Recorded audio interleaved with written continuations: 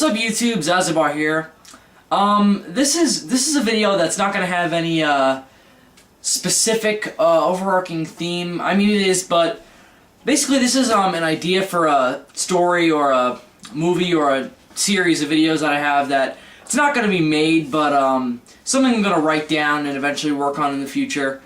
And it all rooted from a dumbass conversation I had with a friend of mine, and we basically we were basically like saying what was like the stupidest team up between two TV shows we could think of, and I think she said what was it? I think it was Pokemon and Family Matters. That was pretty stupid. It was funny, and my idea actually I thought of a little bit.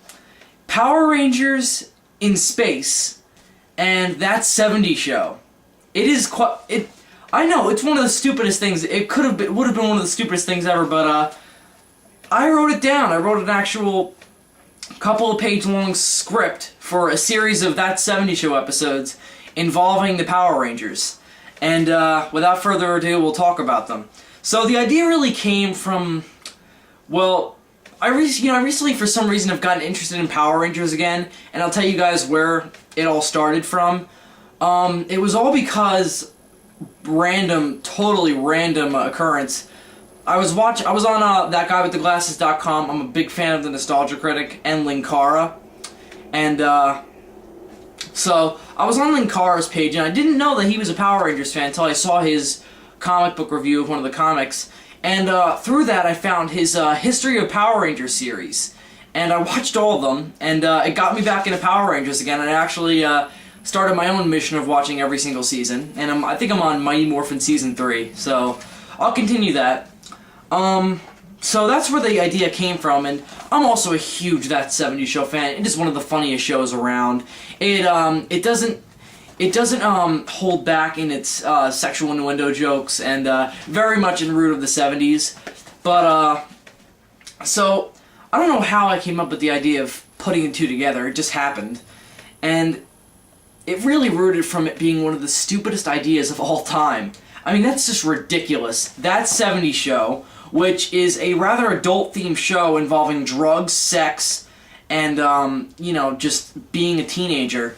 And then there's, on the other hand, Power Rangers, which is incredibly child-friendly. The action involves sparks flying out of people when they get hit. And themes like stealing and being nice to others, and then, you know, there's always the episodes where it's very dark and there's always some overarching evil that's going to destroy the Earth. But overall, it was a very child-friendly show, unlike That 70's Show. But I think where the similarities came in was in Teenagers with Attitude, which was the original idea for Mighty Morphin Power Rangers, was to have, you know, 5 teenagers who have qualities that make them, you know, able to stand up to evil that's much bigger than they are. And I don't think that the kids in That 70's Show are very good role models in specific ways. I mean, they are good people, and it comes through in certain episodes, but overall they're not exactly the nicest bunch. But I did see qualities that might be funny in ways to make them Power Rangers. And so let's get on to it. The plot that I came up with was, so, well, the series the Power Rangers season that I decided to work into it was the most logical one to me, would be Power Rangers in space. And the reason for that was Andros was still the one who was active as a Power Ranger even after the series concluded.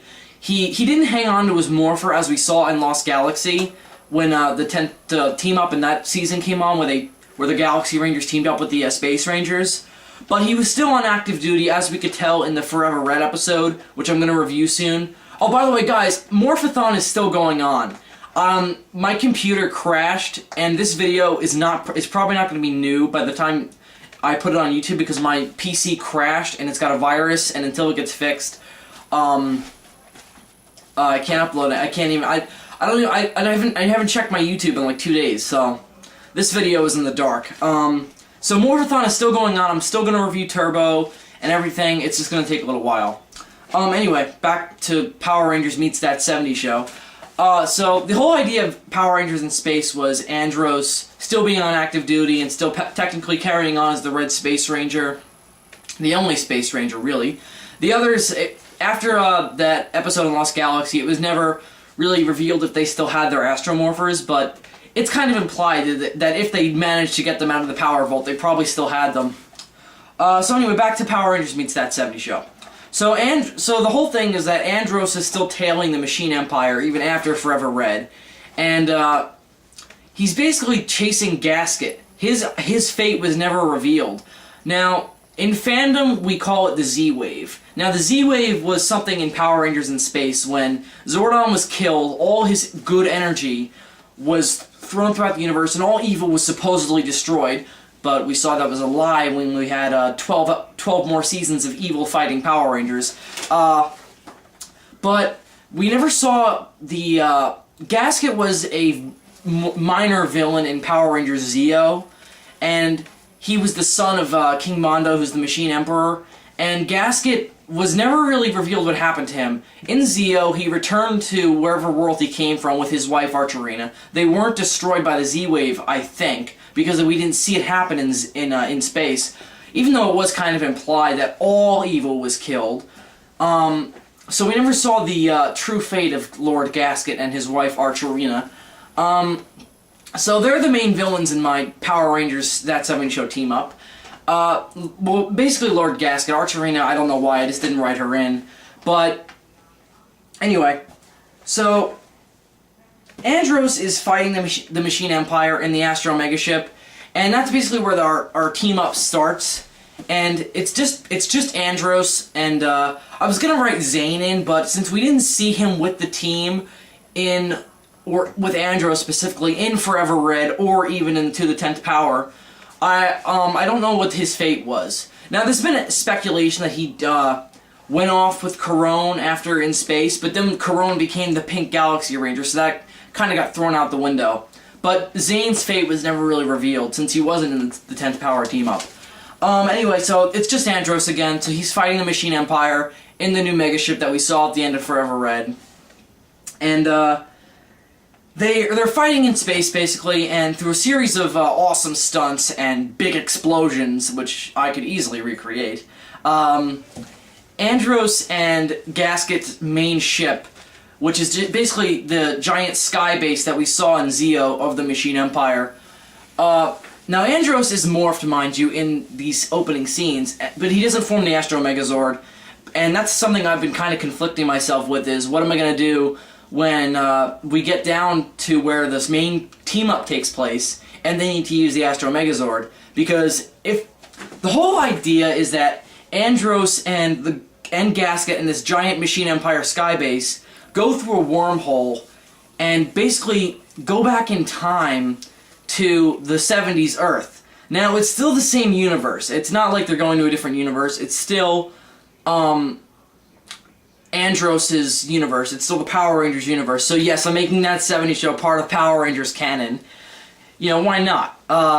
So, anyway, so Andros and the Astro Megaship Mark II and the Machine Empire all go through this wormhole, and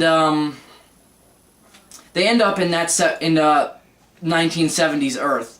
And of course, the Astro Megaship is just in shambles. Its main engine, I guess, is damaged from you know, the Machine Empire firing upon them and launching, I don't know what they were called, the fighters that the Machine Empire used. They were basically like the tripods from the War of the Worlds. I just don't know their name. I would say Velocifighters, but I know that's the one that Astronomy used in space. So I know I'm wrong there, so I'm not going to say that they're Velocifighters, because they're not. Anyway, so moving on to the team-up, Andros crash lands in Point Place, and that's where my parody theme song comes in. And it's basically the That 70's Show theme mixed in with the Power Rangers and space theme, and it's like, you know, all that dramatic synth stuff that was in the space theme, but it's all the That 70's Show lyrics mixed in with Go Power Rangers, Go Power Rangers. And instead of being called That 70's Show or Power Rangers in Space, it's going to be called Power Rangers Point Place. Wink, wink. Yeah, it's a stupid name, but it's a stupid team-up, so I can do whatever the fuck I want. Anyway, so, on to the team-up. Andros crash lands in Point Place, and I like to think he crash lands in like some kind of abandoned house, because in one episode of that 70's show there was a party that went on, and it was that episode where they find the keg in the middle of the road. I don't remember the title. Anyway, so it was, I think it was Eric, Hyde, and Donna, I think, that found the keg, and they brought it over to this abandoned house, and there was this built-in pool that they had the party in, and it was like Kelso and Jackie's like secret makeout place. Anyway, so I like to think Andros crash lands there, and he gets knocked out, and I like to think that that place was still kind of their party area, but then again, I would think that maybe after the cops busted that party that they stopped going there, because, you know, they're smart. Anyway, so they find Andros in some, I don't know, we'll call it a field. How about? We'll say he crash landed on a field, and they were, you know, hanging out around there, and, you know, maybe they were hanging out, they were driving by in Eric's Vista Cruiser, and they saw the explosion and the ship crash, and they don't know what it is, but they're teenagers, so of course they're gonna get out of the car in classic horror movie fashion. And they go through the trees, and they find, what else but the Astro Megaship. And, you know, of course there's gonna be some funny banter between all of them. Kelso's gonna be saying, "It's aliens, man!" And Fez is gonna be all excited, and Eric's gonna be his usual, like, we gotta get out of here, or whatever. I don't know what Donna and Jackie are gonna say, but whatever. But it's basically gonna end up with them going into the Megaship and finding Andros knocked out, and Decca welcoming them. Sort of a throwback to Power Rangers in Space from Out of Nowhere, the two-parter that opened up the series, where TJ, Carlos, Cassie, and Ashley went onto the Megaship and met Andros. He wasn't knocked out, but it was basically the bridge between Turbo and Space. Now, Eric and all the That 70's Show crew go inside the Megaship, and they bring out Andros, who's knocked out again, and worried about his safety. Of course, he's morphed, so they don't know if he's human or not, but they decide it's cool, so they decide to bring him back to Eric's basement in a kind of stupid fashion. And they just, again, it's a stupid team-up, so it's basically all going to be played for laughs. So, but Andros wakes up inside the basement, and he's got all these people around him, so he kind of freaks out at first. But then realizing that they're humans and not cogs, he decides to demorph, and basically, through a series of events, the gasket looms over Point Place, and there's this big, you know, police are out, and the kids' parents are all like, "We gotta find our kids, there's an alien invasion." Anyway, so basically the Machine Empire is invading Point Place rather than Angel Grove. And Andros, in his infinite alien wisdom, because he's human, but he's not from Earth, he's from KO-35, I think is the planet Andros is from, named. And in his infinite wisdom, he decides to give the 4 other astromorphers, which are still inside the power vault, since, again, it was never disclosed after to the 10th power and the power of Pink in Lost Galaxy, what happened, did the Space Rangers keep their morphers or not? We know that TJ still had his Turbo Morpher, but we don't know if he kept his Astro Morpher or not, or for that matter, any of the others besides Andros.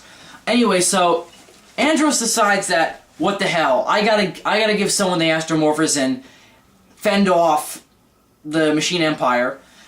And so he decides to give the Astro Morphers to Eric. Becomes the Blue Space Ranger. Again, Andros stays on as the Red Ranger because, you know, he's experienced. So Eric becomes the Blue Ranger. Kelso becomes the Black Ranger, and I'll get into why Fez or Hyde aren't Rangers at first. Donna becomes the Yellow Ranger, and Jackie becomes the Pink Ranger. And yes, in my finalized script, I intend to make some sexist jokes about Donna saying, "Well, how come I get to be the Yellow Ranger? Why can't Kelso be the Yellow Ranger? You're sexist, Andros." And of course, Andros and his hammiest faction will make some kind of logical statement as to why the girls have to be the Yellow and Pink Rangers, even though that was scrapped in Ninja Storm. But I'm getting off topic. So, Hyde makes fun of them the whole time about like looking stupid in their Space Ranger costumes, and basically Fez is jealous because he wanted to be a Power Ranger, and he has like all these dreams about being a Power Ranger, and so we continue in the second episode. Well, basically what happens in the first episode is they get the powers. You know, Gas gets pissed, he doesn't know where he is, so he decides to destroy Earth now so that way it'll be conquered in the future. I know that has some plot holes in it, but I'll talk about that later, or whatever. It's a stupid team-up. Let the plot holes say. It's funny. Anyway, so maybe I'll even make some jokes. Maybe they'll make jokes about the plot holes of that.